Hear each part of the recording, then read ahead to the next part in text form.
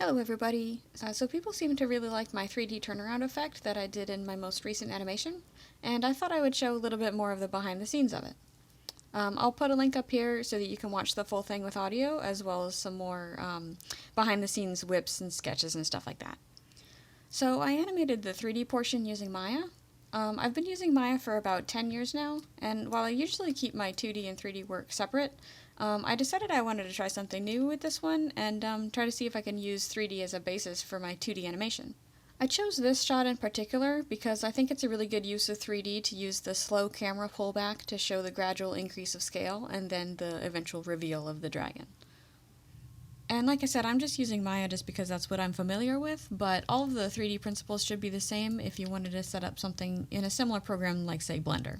So basically, I just set up a super simple scene just made of rectangles and cylinders because I know that I'm not going to need this 3D environment to actually show up anywhere. I just need it for the physical placement of the objects.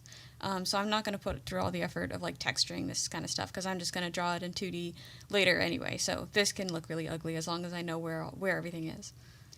And I'll leave a link in the description to these rigs that I'm using. They were a little bit expensive, but I did want to support the creator for making a good rig because it's definitely better than anything that I could have rigged.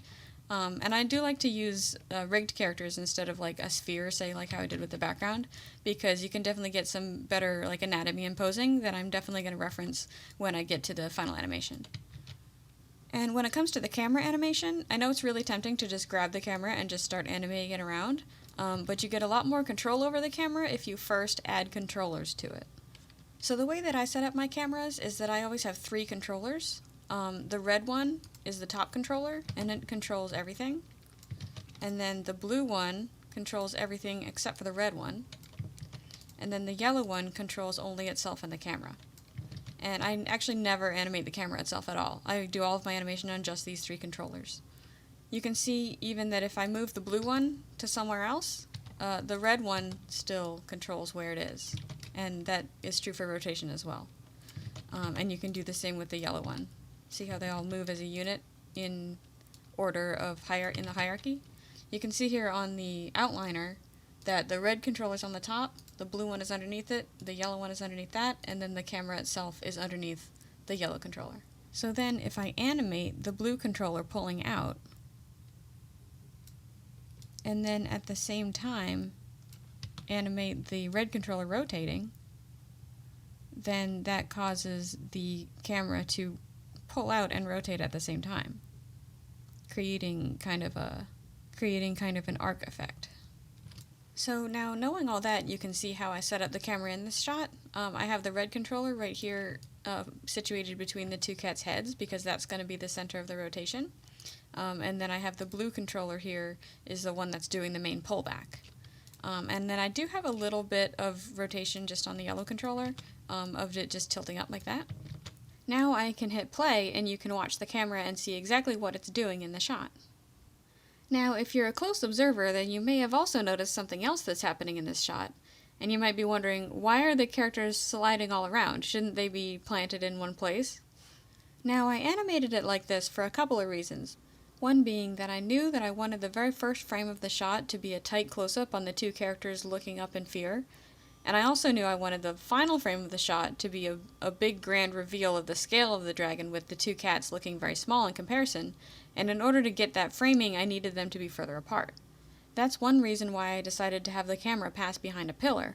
1, because it does look cool for the scale, and 2, because then I could hide the cat's movement. And I also did something kind of similar for the dragon.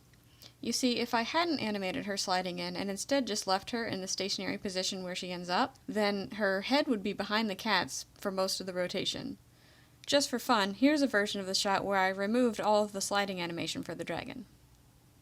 I wanted to keep the reveal of the dragon hidden until after the camera passes the pillar, and I also wanted to make sure that her nose wasn't covered too much by the cats when you see her for the first time.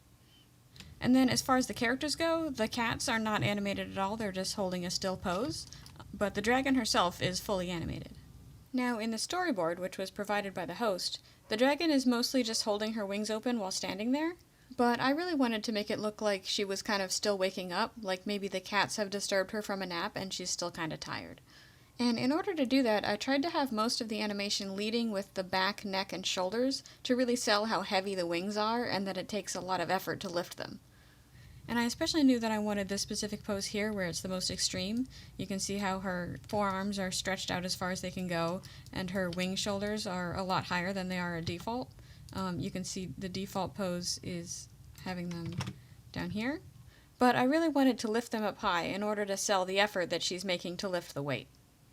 So yeah, from there I had a solid animation that I was then able to reference and use for both my background placement and tweening, and then also for drawing the characters at every angle.